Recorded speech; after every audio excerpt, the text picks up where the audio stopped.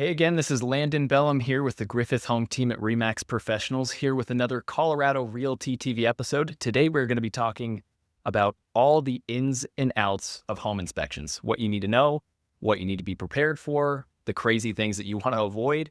We're going to go through it all, and we're going to go through it with my go-to inspector, Matt Weeks. You were just saying we've done 40 inspections together in the last couple of years? Yeah, 40 inspections over the last, I think, year and a half or so. Jeez. So you're a pretty busy guy, I guess. Huh? I guess so. And keeping me busy too. You as well. Yeah, it's going both ways. So, well, Matt, tell us a little bit about yourself.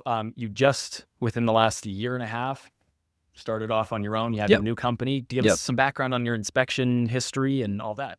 So my inspection history started actually when I injured myself. So I used to be in sales. I sold energy drinks and things like that, just driving around, slinging to these little stores. But ended up getting laid off over COVID. Yeah. Decided I would treat myself and go skiing and look for a different line of work. Tore my ACL, so I couldn't really get out there and go to work, but it was kind of a blessing in disguise, I guess, because that's when I decided to get my home inspection certification. That was in about 2020. So, Okay. Yeah. And so you were living, because you're not from Colorado. No, I'm from Maine, actually, You're from the East Maine. Coast. Yeah. But at the time you were skiing, so you're probably living in Colorado, right? Yeah. I moved here in 2016. Okay. So, That's what I figured. Yeah. Yeah. So, okay. So you've been doing it for, what is 5 About going 5, on 6 years? 6 years. Yeah. Yeah. Okay. Time And flies. because we met when you were at a different company. Yeah. Was that the first company that you That started working with? That was the first company I started working with. So after I got my certification, I applied for jobs. They hired me, took me on as a new inspector. Did around 800 to 1,000 inspections for them over the course of 2-3 years, and then broke off on my own about a year and a half ago. Yep. So, going on 2 years now too, I guess. Yeah, I guess you're getting close. Time flies. It's so crazy, man. Yeah. Yeah, because I remember when we first met, it was at a property in Lockbuoy. Yeah. In I remember the that middle of inspection, nowhere. yeah. You remember that one? Yeah, I do. And I showed up, and you thought I was the buyer because I was just, I usually wear, like every day I wear a suit for work, because even when I'm working with family or friends, I like to get in the zone about all the ins professional and look. outs That's how I do. of That's home just my my brand. But Sure. I showed up with like a flannel, and you're like, hey, sir, are you the buyer? For what? I was like, no, I'm actually the agent here. And I wanted to just follow up and see how the inspection was going. And I remember even back then you were thinking about, hey, I'm kind of gearing up to go off on my own and do my own thing, get my own business. And not long after you did. And it's been great since, I think. It's been good. Yeah. It's been a blessing. So yeah, it's been good. So it's been great to see that grow for you and to be a part of that. It's obviously awesome to have you at the inspections and everything. So. Well, before we get into kind of the what you meat need to be of what we're prepared going to be for, talking about, just like always, I like to do a little highlight of the Houses of Horror segment that we saved to the end, where we just talk about some horror stories that we've seen in the industry with the guest that's on. So my little teaser is you and we were finishing up an inspection, and we came and I showed up with the buyers, Matt Weeks, to do the walkthrough, and there were who knows how long piles and piles and piles of feces under the stairs. So we'll get to that at the end. That was a fun one. That was, fun. Yeah. And then give us a little highlight of what yours is. It's one that we actually did together, Landon. But there was a big sewer issue in the back, and I think the house just needed to be scraped. Yeah. Let's be real. I remember. Yeah. We'll get to it. That one had probably more reds than I've ever seen in an inspection report. And you or the buyer were not there too, so we had to do it over the phone. It was just a big bummer, but that was a rough one. We'll touch on that one. Yes. Cool. So, getting into it, from your perspective, Matt, why, because you've seen a lot at this point. Sure. I mean, how many inspections at this point do you think you've done in Colorado? Probably somewhere around 1,300, something like that. Yeah. So you've seen a lot. Yep. Why is it important for people to get a home inspection? I think what that comes down to is bias. Because a buyer, a potential buyer could hire every single professional under the sun to come look at their house, but those guys really have something to sell you, and it's really hard to find people that are not going to be biased towards selling you something. Yeah. Right? Oh, that makes a lot of sense. So you could get an HVAC professional out there, but I've seen HVAC technicians tell potential buyers that their entire system needs to be replaced for $15,000-$20,000 when it's it's like 8 years old. Mm-hmm. You know, and the average age of a furnace is 15, 20 years. So, and they could be kicking much longer than yeah. So you know, as a home inspector, I've already been, you know, I'm paid to go out there and give my opinion, not try to upsell anything. Really, nice. I think that's the biggest benefit of a home inspection. Sure, I'm not an expert and I don't know everything, but I'm just there to tell you, you know, something going on with the roof here. Here's my roofing guy that I trust. That's not going to try to, you know, sell you a bag of goods. And, yeah. No, that makes a lot of sense to me because, I mean, pretty much any of these things that could be going wrong with a home, there's going to be hundreds, if not more, companies that only make money when they are fixing said things. Exactly. So whether or not there's something that truly needs to be repaired or replaced, there's always going to be bias. And that's why you're right. It's nice to have the third party opinion. Like, hey, I've no skin in the game on this. Right. I've seen 1,300 homes and this roof doesn't look good. You should probably get that checked out by a professional and see what the quote's going to be. Or on the other hand, hey, this roof actually looks okay. Whereas a roofer could come in and say, there's 5 points of hail on this roof. You got to get it replaced. Or it's like, nah, it doesn't need it. Yeah, exactly. I think that makes a lot of sense. And I think from my experience, the importance of a home inspection is there are so many things that myself, even though I see tons of homes a day, and the buyers that I'm representing would never catch. We would never catch it. We would never, like, we're not going into the attic. To see what's going on up there. We don't have thermal cameras to look through the walls and see if there's any water or moisture building up. There's so many things, so many things that could go wrong with the home, which we'll talk about. That you know to catch, you know what to look for, and you know how to see it. So not only like the unbiased opinion's fantastic, but also finding the things that you want to know if you're going to buy a home before you buy that home. So absolutely. We're going to go through it all, and we're going to go through it with let's just get into it then. From your point of view, from your perspective, you got the key, you're opening the door, you're about to get in. What are the main things that you're looking for? What are the main things on your list that you want to make sure, check that box, things are okay here? Yeah, so obviously I look at every major system in the house, including the HVAC, the plumbing, the electrical, the structure, windows, roof, and all that good stuff. But I think the biggest factor in issues in a house that could happen is usually because of water. Whether that be exterior water entering the home because of bad grading, or water leaking into a spot that's just gone unchecked. Maybe the sellers have no idea it's even happening. But what water has done to a property and what water could do to a property is probably, get half of a home inspection is what water's doing. That's it. That's really interesting to think about, because when you lay these out, structure, electrical, plumbing, some of these big ones at sewer, you're right. Like a lot of times the structure issues are caused because the grading is bad in water. Exactly. It's just coming in. So. Absolutely. Sitting on that foundation or things like that. So, okay, water is kind of like, hey, I'm focusing. Do I see any signs of water where it should not be, or anything that could be breaking or heading towards a route where at some point it could let water infiltrate into this home? Exactly. Right. Pretty much. Okay. Yeah. No, that makes sense. That's something that I don't think especially in Colorado, it's a pretty dry state. So maybe compared to home inspectors out in Florida or something, we don't think about water as much here. Just, there's not that much mold or anything, but it's funny you say that too, because since it's such a dry state, the soil is very dry. So that means when we have these abnormal rainfall situations, we're not really prepared for that. Right. The building code around here. And I tell everyone I'm not a code inspector. I'm not there to check boxes on code. But the code is built around the fact that, we don't see that much water. So when we do, homes aren't necessarily prepared for that. Right. This soil gets drenched in water. It expands and contracts in the wintertime. It can be quite a nightmare. Well, that's a good point. When we first met and started to do a lot of inspections together, that was 2023.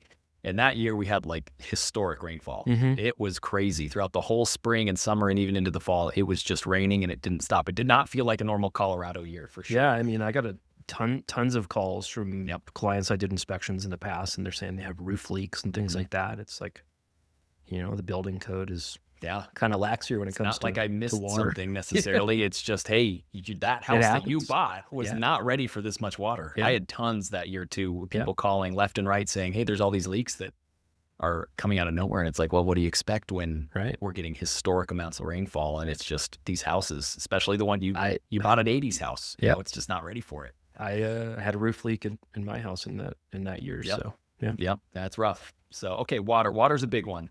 Let's go through some of these that you mentioned and some other ones too. I just kind of want to get, a feel for, because someone watching this might want to understand, okay, what are the big things to look out for, and how often does it happen? If it does happen, is this going to break my bank? Things like that. It's going both ways. I think the first one that is always like a big red X in people's mind is structure issues. Sure. So I guess in your experience, how often do you see that, and how often, just what's the severity there? What happens? Yeah. So, not as often as you would think. Yeah. Structural problems are pretty rare. But it's scary and expensive. That's for sure. But I would say that a lot of that stems from water entering the property, from bad grading. The first thing I'm looking for when I get to a house is seeing, hey, is the house kind of up on a platform per se, with grading going away from the property, so water gets away. Oftentimes that unchecked will lead to structural damage that needs to be remediated. Also, the neighborhood has a lot to do with it. Particularly, my neighborhood, I'm in Ken Carroll. It's kind of like there's a lot of structural damage over there. There's a lot of structural repairs that were done. And I've heard that can come down to a couple of things. Water for one, but also that area seems to have a lot of what's called expansive soils. Certain types of soil that just expands and shapes differently, and over time, over years, it changes and pulls, and that structure can get messed up because of that. Absolutely. It also could be a lot of those homes were built during, I think, the 70s and 80s in that area in particular, and maybe just it went through a rough phase where the building quality exactly. And that's the next thing I was going to bring up is particularly in Highlands Ranch. I think in the 80s they had pretty lax building code. And as a result, the soil was not compacted properly when they built these lots, these neighborhoods. So a lot of movement happened as a result of that. So it's pretty important to. So you're walking, because you can't get your eyes on the foundation a lot of the times. There's a finished basement, you can't see it. So what do you look for? I guess first off, even if there's an unfinished basement, what's a telltale sign? But what are other signs as you're walking through that kind of indicates potential structural damage? Yeah, probably the first thing that comes to mind is you're looking for cracking in the drywall. Usually around windows and doors, it's not too much of a concern. But if all the, not all of them, but if a majority of the windows and doors are kind of rubbing against their frame, you can kind of visually see it's crooked in there. That means the house is shifting a little bit. Same with windows as well. If they're not opening and closing as they should, you got to take into account the age as well, because these old wooden windows, and they're always sticking. Like, there's a lot of things that could cause these things you're talking about, but these are like, if you're walking through a home and it's in maybe a couple areas, can be bad, and these things are starting to line up, then maybe you're starting to get, the sensors in your head going off. If I can't see, if there's a finished basement and I can't see the foundation, I got to take into account the whole picture, right? Windows and doors, cracking in the drywall. And then, looking at the exterior as well, you can usually see about, 6-8 inches of the foundation. If you ever see any big cracks in that, it's a sign of movement. And again, I'm not the professional. So that's what I'm there for is, there's a lot of movement in this home, and I would advise you get it looked at from a professional. And here's my go-to person, my structural person for that. Now, I've heard with cracking in particular, horizontal, is that like where it's really bad? Like vertical cracks, you don't necessarily care about too much as a structural issue, but if there's a horizontal crack in the foundation, in the basement or something, that could be a huge issue. Yeah, totally. We call them hairline cracks, really, the vertical ones. I haven't done many inspections where I don't see any of those.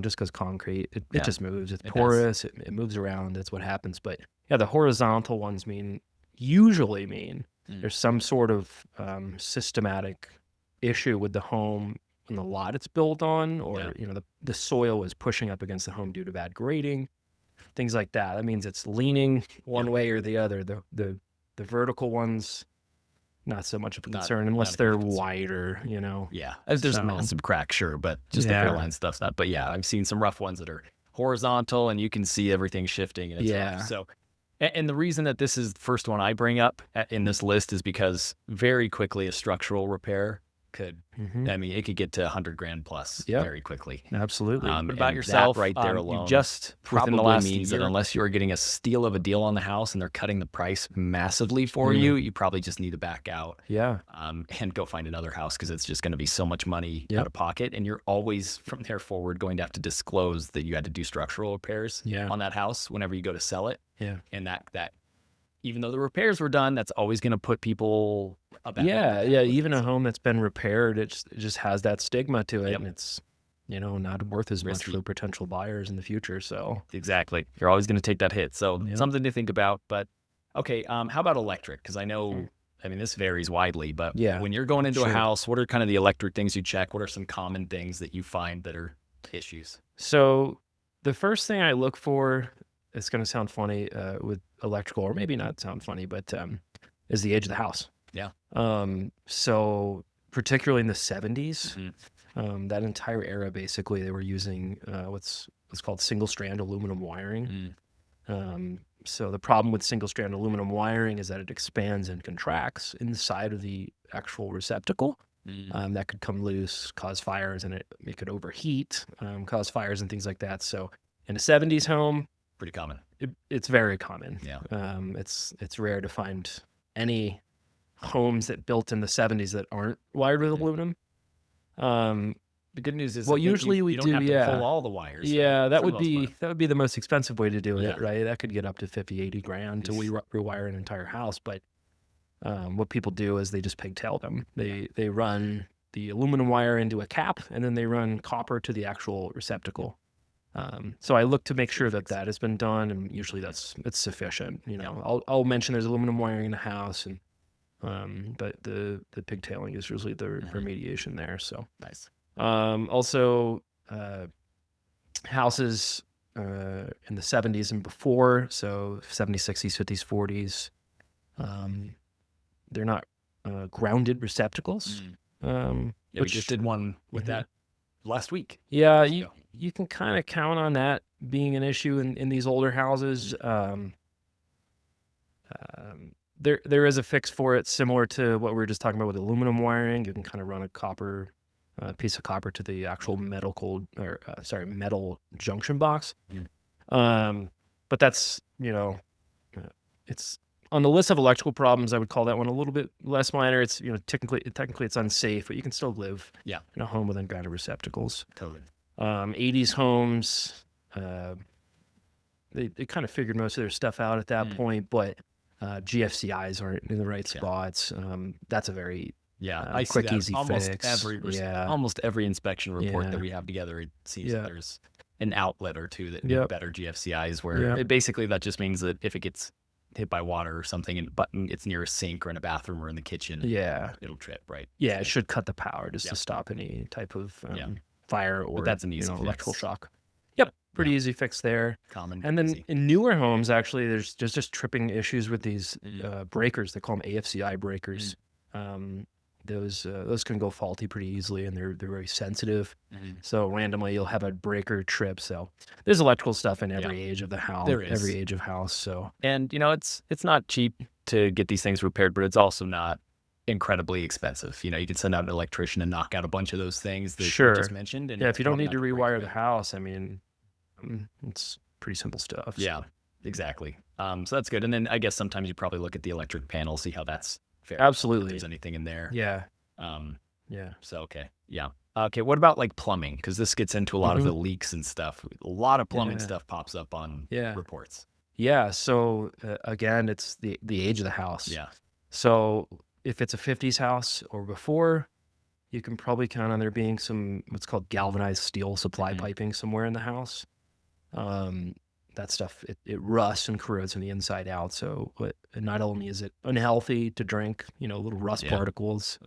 Granted, you could put maybe a filter on it or something, but they leak because slowly they corrode away and leak into the crawl space or wherever the piping is. So that's probably one of the bigger things to find in a home inspection. Actually, it's not super cheap to get that stuff replaced.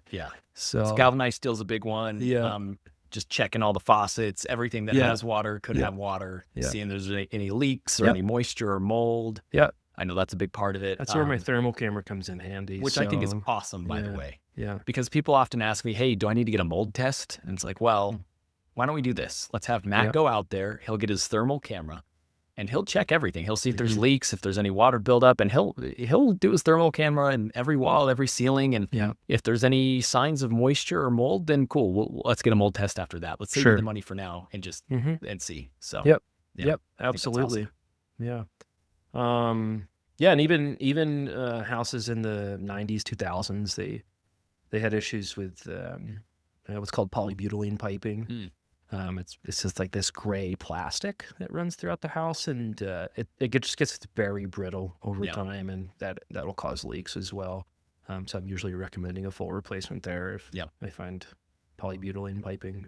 And I would just say, in terms of leaks, I am always shocked how often there's just leaks all throughout the house. And different sinks and different bathtubs and stuff. And it's like, how in the world did this pass? Like, how the people were living here 2 days ago? Like, how?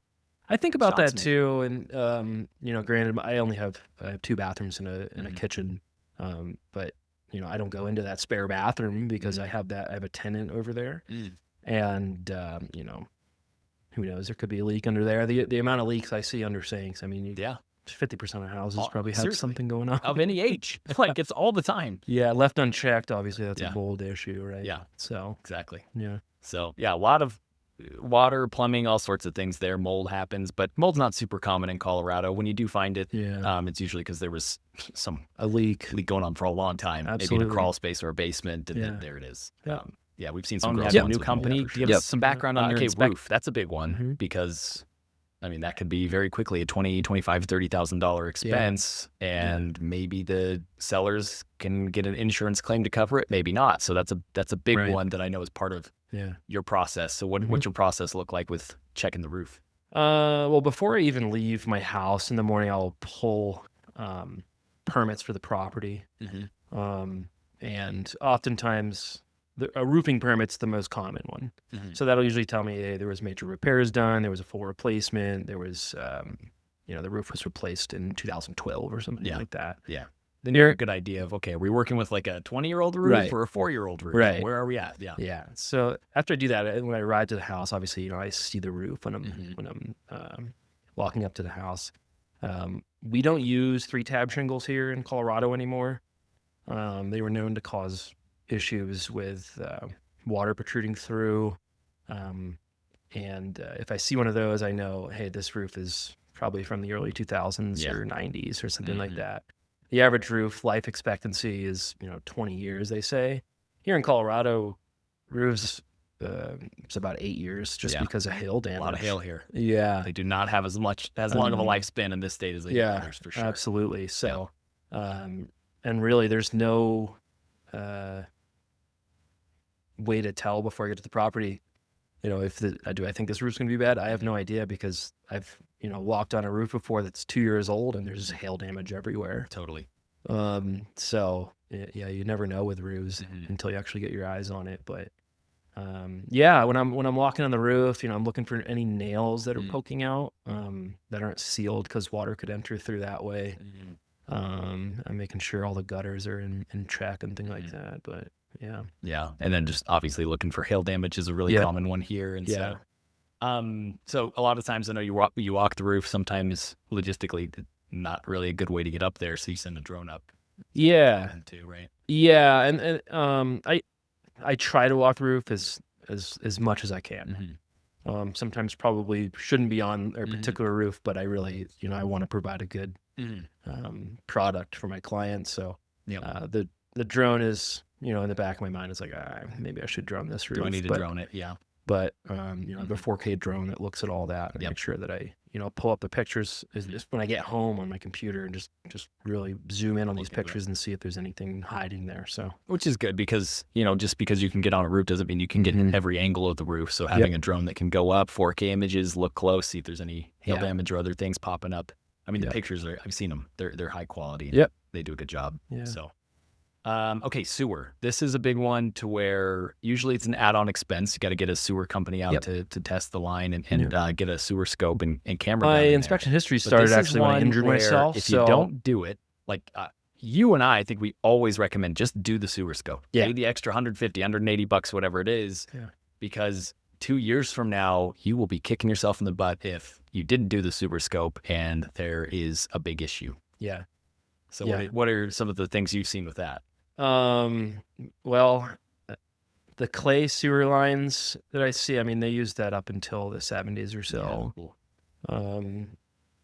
A lot of times there's root intrusion. Yeah, I see that a lot too. Which isn't necessarily damning to the property or the sewer.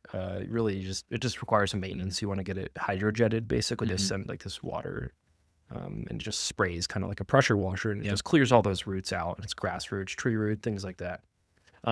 If you don't do that, it could back up into the property, and then you're talking a big repair there, remodeling and things like that. Terrible. Flooding your basement with sewage. So terrible. And if you didn't get it scoped, it's kind of, you're just leaving yourself out to dry there. And especially if we find any damage to the sewer, that adds up quick.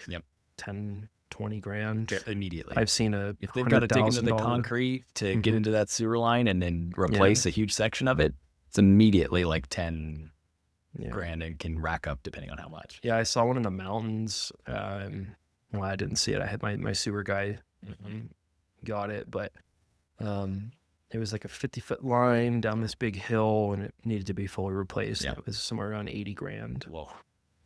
That is so if the buyers didn't get that, and they have an $80,000 repair, I mean, what's the $185 you spent? Like, the best. Come on.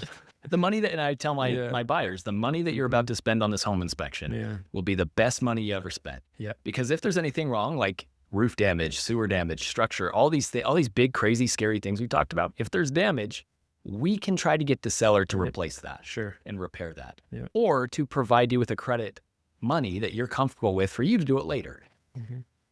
That's why this, you spend $500, $600, $700 on an inspection, and all of a sudden you just got $10,000 worth of work that the seller did for you. So best money ever spent. However, if the inspection comes back super clean and there's nothing to worry about, nothing to even ask the seller to do, again, best money you ever spent on that inspection report, because now you have incredible peace of mind. Absolutely. Knowing that things are in really good shape and they're not just going to crap out on you out of nowhere. Yeah. So. So the home inspection, like the standard inspection report, just includes you walking through the property, looking at all of these things, just the standard, mechanicals of the house and all of that. Always recommend doing a sewer scope on top. You got to make sure that sewer line is good so that the seller can take care of it if not. Another one that's a common add-on that I often recommend, definitely if there's a basement, is radon. Absolutely. Not everyone's going to know what radon is, even for those who live in Colorado, but it's very common here. Yeah, we have some of the highest radon in the country. I think we're like 5th or 6th or something like that. So the average radon level is 6.6 in Colorado, and anything over 4, you want to get mitigated per the EPA. Radon's it's a gas that comes from the ground that you're just breathing in. Basically, if it's particularly in a basement. Oftentimes we have pretty high radon in basements in Colorado with no mitigation system. It's the second leading cause of lung cancer. The EPA has guidelines, for that. So, basically, good news is it's not like an immediate danger like carbon monoxide. Sure. I tell my people, don't worry, it wasn't unsafe for us to be in the house for 30 minutes today. And the other good news is that it's really not that expensive to fix. It's really not. Yeah, you get a radon mitigation company out there. They put in a pipe into the ground in the basement or into the sump pit, and they get a fan and it sucks the air out and pushes it outside. Yeah, it could get a little more costly if you have an older house, particularly with crawl spaces, because they also have to put a vapor barrier down if there isn't one present, which could get up to $3-4 grand, pretty easily. But most of the time, I'd say, just in my experience, 1,500, 2,000 usually, and the sellers most of the time very happy to take care of that. Yeah, it's just one of those issues that, I mean, I'm not the realtor here. You're the expert there, but I've often found that, sellers are like, okay, yeah, we'll take care of that. Some of these big ticket items, I mean, think about it from the seller's perspective. Radon, sewer issues, mold or active leaks, roof, big electrical problems. Think about it this way.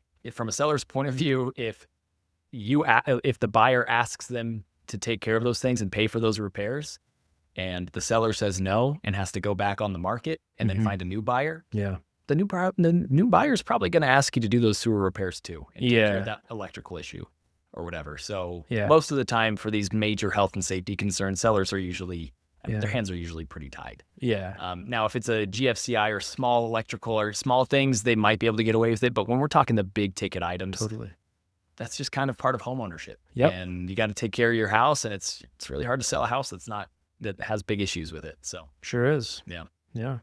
A couple other add-ons that people can do, not always recommended, and you can tell us why it's not always recommended, but asbestos testing and lead-based paint testing. So give us a quick highlight on what those are and if they're really necessary to test and know about. Yeah, so I don't do asbestos testing. I actually have someone that I work with that does that. I think that's great and fine to do if you're doing any major remodeling to the house. If you want to scrape the popcorn ceilings off, and mainly it's super houses ugly. in what, 60s, 70s? Yeah, 70s is kind of when they stopped. Late 70s, but even in the 80s, early 80s, we still find it. Just because, asbestos was banned from using in houses that are being built in 79, I believe. But those companies were grandfathered in. You can run through your stock however long it takes you. So even in the 80s, you still find that around. But my whole take on asbestos is if you got a house before 1970s, you probably got it somewhere in the house. Unless you're doing major remodeling, probably just leave it alone. Just put a couple coats of paint on it. If you leave it alone, it will leave you alone. Yes. Now, if you're going to go and remodel the kitchen and take out the popcorn ceilings and add, that's where you definitely want to know. You don't want that to be in the house. But even water leaks from the second floor can cause that to kind of crumble and get into the air. So good to know. Definitely want to take care of that. But similar thing to lead-based paint. Similar to lead paint as well. Yeah, it was outlawed in 1979, so when he said before could have it. And it usually there's layers of paint over it. If you got kids in the house, be as safe as you can. But they kind of stopped using it in the 60s, actually. So they outlawed it in the 70s. But it wasn't very prevalent. In the 50s, for sure, you got some lead. Somewhere. But I've seen quite a few of homes that have it in Denver and various areas around there. And similarly, okay, if you accidentally took a chair and it went into the drywall or into the wall and now it's exposed, you'll want to take care of that and seal it back up with some paint. But as long as you're not out there like licking the lead-based paint wall, especially the exposed wall that doesn't have new paint on it. It's not really going to actively harm you like something like radon is going to be in the house, or asbestos. If it gets out, it can start to get in the air and all that, right? So and to be honest, there's lead everywhere. We're still seeing lead in brand new products. It's one of those things, and it's not a good material. It causes a whole bunch of issues. So. Again, if you have kids, it's little children, it's a good idea to get a lead-based paint test just to be aware that it's there. Oftentimes it's in the trim on the home. You definitely don't want it there, especially if you have a baby. It's right down at eye level. But a few coats of paint, hopefully you can take care of that. But it's more an FYI, I suppose. No, that makes sense. Just to have in the back of your mind and be careful if anything gets exposed. Yeah. But I'd say, so that kind of goes over just the general things, like the general things and the big things that you're looking for in a home inspection. And what ends up happening is, we get the home inspection. When you finish, typically what happens is myself or the buyer's agent and the buyers come and you give us a walkthrough, show us everything you found, the good, the bad, the ugly. And then at that point, the buyers kind of have that decision to make. What's important to us? What would we like to ask the sellers to address? Fix, replace, repair, provide credit for. And that's when, on my end, we send over a form. It's called the inspection objection. Here's a list of all the items that the buyers want the sellers to fix. And the sellers have the ability to say yes or no, or negotiate, or we'll do these 5, but not those 2 kind of thing. And then they send over an inspection resolution. And if you sign that resolution, both buyers and sellers, you move forward. And if you don't, then the transaction terminates and the buyers can get out of the contract and no harm, no foul, besides having to pay for the inspection. Again, money well spent. If there's big issues with the inspection you're not comfortable with, sure, you're out the money of the inspection, but that's money well spent, knowing that you didn't move forward with something that had more issues than you were expecting. Absolutely. But yeah, you can get the seller to either take care of the repairs directly, provide credit for you to take care of them later once you own the home, or some cases you can just straight up terminate, which is what actually happened with one of the horror stories we'll talk about in the Houses of Horror segment. So not uncommon for that to happen with the big rough ones. Can you give us just a general feel for the cost of a home inspection? I know it depends on the size of the house, but is there just a general idea that people can have in mind with that you can tell? Yeah. So I have a square footage calculator, basically. So, if the house is under 1,000 square feet, I usually charge $385. That's for the inspection without add-ons like sewer and radon. But I would say the average fee for a home inspection, at least from my perspective, somewhere around $700. And that's including, sewer, radon, those things. When you have a big house, obviously it's going to cost a lot more. Just takes a lot more time to look at those. If you got a 5,000 square foot house, usually it's got 2 furnaces, 2 air conditioners, a lot of extra things to look at, bunch of windows, exactly. That's fair. So it can get up in cost there, but usually those homes are, upwards of $1 million here in Colorado. So, So it's just the price of the home inspection based on the size of the home. And then, the add-ons. If you want Matt to test for radon, it's another, $150, $180 or whatever. Same with the sewer scope. Again, all of this is money well spent. You want that peace of mind, or you want to know what needs to be sent over to the sellers for the sellers to do, save you some money there. So, and now one thing that I love, Matt, that you use, because I represent a lot of sellers too. And so the buyers come in for my sellers and they bring their own inspector. And some of these inspection reports that I get sent over, they're just so hard to navigate, so hard to read. I have no idea where to find the things that they're asking us to repair in the report. It's dozens and dozens, if not hundreds of pages long. I think your inspection reports are awesome. Thanks. They're great. It's a great software that you use. It's very easy to read. Pictures, videos, everything you need to know, all put there. A brief description on what there was, what's wrong, and how it can be fixed. And even with references to contractors that that can help with fixing it. And then it breaks it down. The red items, those are kind of the more immediate major health safety defects. And the orange items are like, hey, sure, these are issues, but not necessarily anything that's causing a massive immediate concern. Maybe just a DIY project on a Saturday when you own the home and you can just knock out a few of these. They can be cosmetic. They can be, just things that aren't. Is that kind of a good way to break down those 2 colors? Yeah. So easy to walk, to go through. Scroll through, see what the big issues are, dive in deep to what they are, see the pictures and videos you took of them. They're awesome. So I just wanted to highlight that because your reports are significantly better than any of the other ones that people Thanks. I spent a lot of time building, just an easy to read report because I've seen a lot of inspection reports as well. And sometimes it confuses me, I'm a home inspector. So, but it's all color coded. I use a software called Spectora. That's what a lot of inspectors are using. Actually, and the ones who aren't should. It's so good. I'm sure there's others out there where you can build your own reports, but what I do is just major, minor issues. So the major ones are the ones that the buyers want to focus on. I'll highlight those usually in the inspection walkthrough with the client there, and when you're there as well. And then the orange ones are more minor issues, but in the future could turn into reds. Could be. Yeah, could. Yeah. Right. So just kind of your to-do list, right? Yes. And oftentimes I'll find 40, 50 of those in a house. Yeah. So. Yeah. Yeah. Well, sounds great. I think that's good. Is there anything else just in terms of home inspecting, anything that we didn't cover that before we move on to the Houses of Horrors segment and close this out? No, I mean, everyone should get a home inspection. You should. And one thing, actually highlight this really quick. Should people get a home inspection on a brand new build? Absolutely. Yes. Absolutely. These homes are going out, and it's nothing, I'm not going to knock the builders or anything like that, but, there's particular communities around that there's 100 houses going up at the same time. Yep. There's bound to be oversights there, and they have 20 different crews working on these houses.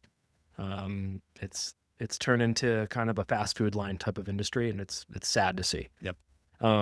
So the neighborhood behind where I live right now, they just put up 100 houses. It took them, I think 4 months. Wow. It's very alarming. There's bound to be something. There's something there. Even with the sewer, we find that they're all plastic sewer lines. Nowadays, that's what you want to see. But oftentimes they'll run the sewer line and then they'll pour the driveway. They get people in and out, and the sewer can come disconnected at the junction there. So it happens all the time. Yeah.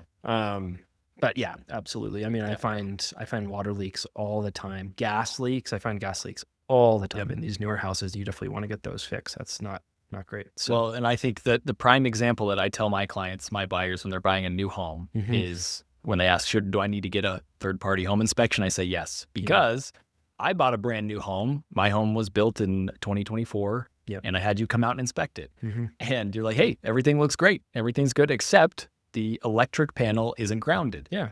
And so I texted the superintendent of the builder, and he's like, what do you mean? Does your home inspector even know what he's doing? Does he even know what a ground looks like on an electric panel? And he walked me over to the side of the house and goes, well, I'll be darned. It's not grounded. I was like, how did that pass? Because at that point, when you're coming out as a third-party inspection, they've already had city inspections. They've already had, their interior inspection teams out. Like, they've already gone through multiple stages. But having that third party to tie it up together, make sure it's all good. And those people are swamped. It's not, and I'm not here to knock builders. A lot of inspectors will. They're just swamped. There's too much work going on, too much to be precise, and when you're talking $1 million purchase, the buyer really cares, and they want their house to be in tip-top shape. Yep. Right? But oversights happen. They really do. So I couldn't stress enough about that. And there's always a break-in period as well. So another thing I do is I have a package where I just say, here's your initial home inspection. We'll schedule a follow-up in 11 months, because usually these houses have a 1-year warranty from the builder. So if there's anything that goes wrong, or 11 months in, and check everything, make sure it's all still good. And if it's not, you're still under warranty with the builder. The builder will still take care of defects. Yeah. That's a great idea. I see window problems too. Sometimes it's manufacturer defects. Again, just got to catch it. Yeah. Especially with a new build, it's usually going to be covered if you catch it in time. So and there is a break-in period, right? Yeah, it's worth it. So cool. Well, that sounds good. I think we kind of hit on pretty much everything we need to when it comes to home inspections and why they're important. Let's go ahead and get to the Houses of Horror segment, where we are going to just talk about a couple of horror stories. The fun stuff. Yeah, the fun stuff. The stuff that we're all imagining in our heads when we're talking about all these crazy things. Yeah. So the one that I thought of, and this is not the horror story where everything was terribly wrong with the house. The house itself, you just pulled it up. Yeah. It only had one red item. Yeah. So honestly, the house itself is in good shape. There's no sewer issues, no roof issues, no structural, no electric. Like, there was very minimal. But I remember you walked us down, myself and the buyers, and down into the basement. You're like, hey, just so you know. And you kind of pointed over to under the stairs. It was an unfinished basement, and there were literally piles and piles and piles and piles of dog poop down there. Yeah. All under the same, like, how big do you think it was under the stairs? Like an 8 by 4 foot area? 8 by 5, something like that. Yeah. And there was just, who knows how long, I mean, definitely months and months and months worth, if not, who knows. And we put that on our inspection, and we said, hey, we want this to be taken care of and professionally cleaned, because this is absolutely disgusting. And the seller even admitted, she's like, I had no idea. Yeah, She had and no idea. that's oftentimes the things I find that sellers have just no idea what's going on. So they obviously had a dog just go down to the basement every now and again. Aren't they wondering pretty often, like why they're not cleaning up dog poop that much from their backyard? Like rarely, if ever, it's like your dog poops at least once a day. Yeah. And so, anyways, if that were me, like quite honestly, I didn't know what my buyer's reaction was going to be, because I think a lot of them would be like, "This is a nasty thing. It's a bad sign that this house is treated poorly." Sure. And who knows what other gunk is throughout the house. And they actually were fine with it as long as it got professionally cleaned. They were fine. And the listing agent actually said, "Hey, how about if I just go and clean it myself?" Because the funds were really tight. Sure. And so the listing agent had to go out herself and clean it. Just spray it down with some bleach or something. Yeah, I don't know how she did it. She cleaned it fine. We did a final walkthrough and it's fine, but not something that's not part of my job description as a realtor, is cleaning up your dog's poops. Yeah. Good on her for doing that to get the deal going, because the buyer was really tight on money, but yikes, it was disgusting. Yeah, and after I saw that, I was like, well, I'm second guessing the floors in the house now. Yeah. So, I was really looking close at the carpet and things like that. I didn't find anything. It didn't seem bad. Good dog, I guess. It at least had an 8x5 area where it stayed, like you'd wish that it went outside instead, but not. Sure. Nasty. So, yeah. Okay. Well, you've got one that's a lot more in line with the true horror inspections. And it's such a sad story, because these particular buyers, Landon, you remember, they were looking for a fun little fixer-upper. Yep. Right? First house, which a lot of people live in it, flip it. Yeah, absolutely. Rent out the live basement. and flip. Yeah, absolutely. They had an ADU in the back. I think they were going to rent out. Yes, a totally separate dwelling that was just built out there, and we can rent out the back. We live in the front house. In theory, it was a really good idea. Sure. Yeah, and it was well priced. There's probably a reason for it. Right? Yep. But that's the worst part of the job, is having to break to people that their home is not the one. Yeah, I hope you didn't fall too much in love with it, because totally. So this was I think it was a 20s house. Yep. Really old. Yeah, pretty old house. And just every major system was really messed up. So the ADU in the back was actually there was no foundation or slab, for the matter. It was just a bunch of 2x4s that were laid down. It was a shed. Yeah. A storage shed that they had turned into an ADU. There was someone living in there. It was shifting around, big cracks in the walls and things like that, just because there was no slab. Fall over, man. Yeah, it could definitely just fall over. There was a water heater in there that was installed behind the walls. Oh yeah. That happened to be leaking. There was mold everywhere in that ADU. And there was no source of heat in there either. Oh, really? I remember that. Yeah, so I don't know how they were living in there in the wintertime. I'm just not sure.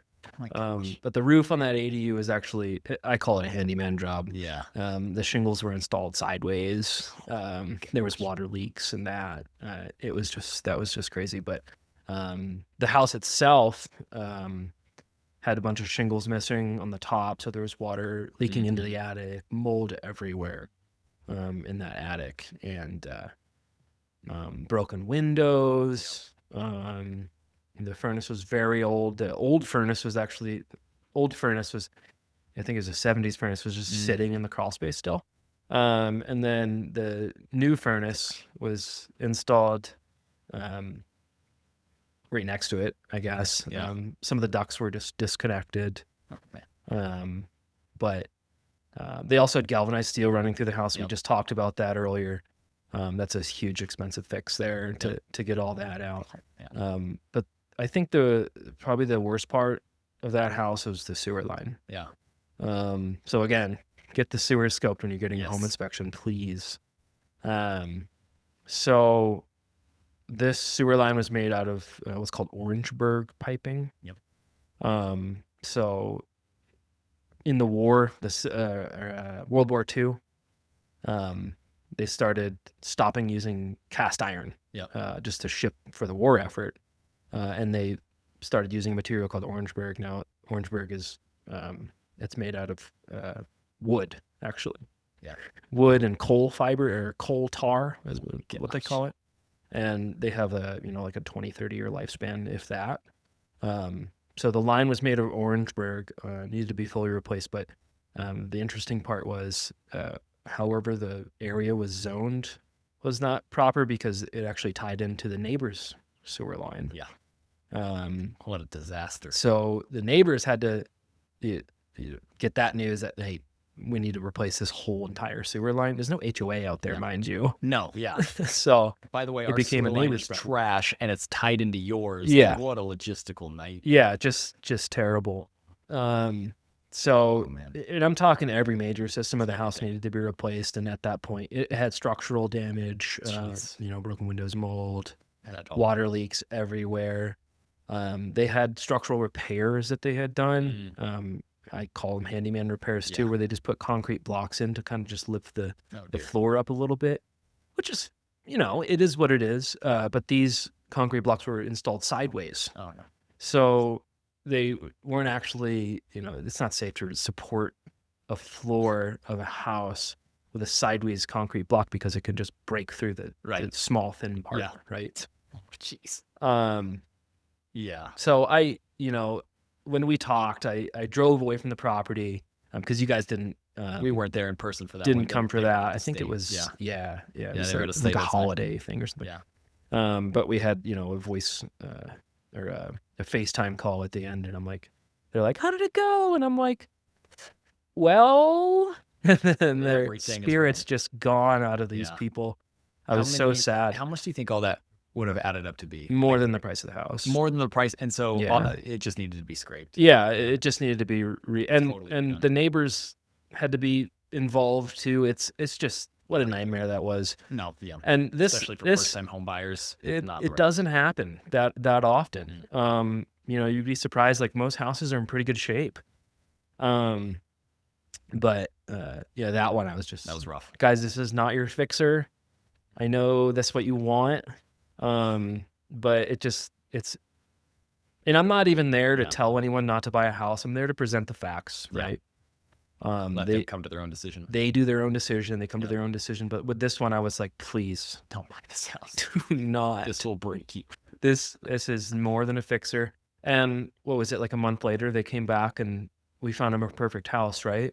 So it all worked out in the end, but quote unquote perfect, because that one ended up testing positive for meth. Oh wait, they had a rough go. Oh my goodness, I didn't know those were the same buyers. Same buyers. Yep, they come back a month later because you didn't meet them with the first one. A month later, it was a perfect house. It was amazing because it was fully renovated. Yeah. But it turned out that there was a huge meth issue. Wow. That they only found out about because the neighbors told them, hey, the listing agent came and told us not to tell you about the meth and the drugs and all this stuff, and so they went through a whole lawsuit, just settled. The guy ended up having to buy it back from him. And so, that's huge mess. See, that's crazy. And those are the things as an inspector, you can't see meth. Yeah, I don't know.